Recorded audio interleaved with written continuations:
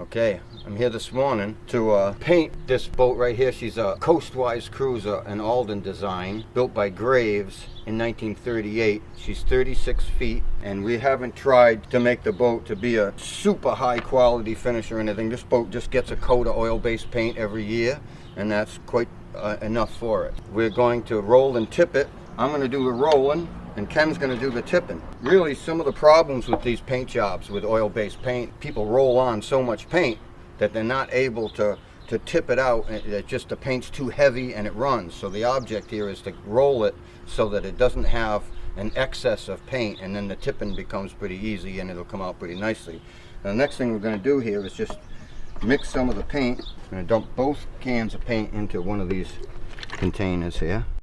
So we've shaped that paint a little bit by hand, and I just want to feel it with a stirring stick to see if there's any hard stuff in it or anything that's settled in the bottom of the cans. So we're mixing the 2 quarts together, and the reason for that is if there's any discrepancy in color or anything like that, you want to mix it all at the same time and all be exactly the same color.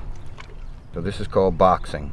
We didn't add any additives in the paint, no thinner. We didn't want to thin the paint so it wouldn't cover. And we didn't add any brushing thinner in it because we were afraid that it might make it yellow. So what we've used is the paint right directly out of the can. As long as I don't add any additives to it, it seems to work fine.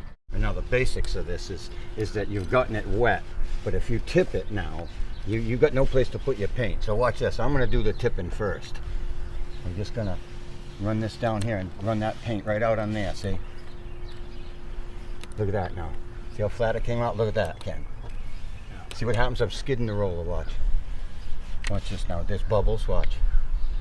Like that. Then you tip it. You see now that's got the... See how far I went with that paint? See that little skid? Watch this, I'm skidding the roller. See that? And that's what gets the bubbles off of there. And that's what stretches the paint down. That's it, right? It's like that. The secret to the whole thing is figuring out how to get the right amount of paint on there. Just a little bit too much paint, and when you tip it, it sags. And obviously, if you don't use enough paint, then it's going to show patchy and not cover well. And the other problems is if you thin the paint too much, it doesn't cover at all.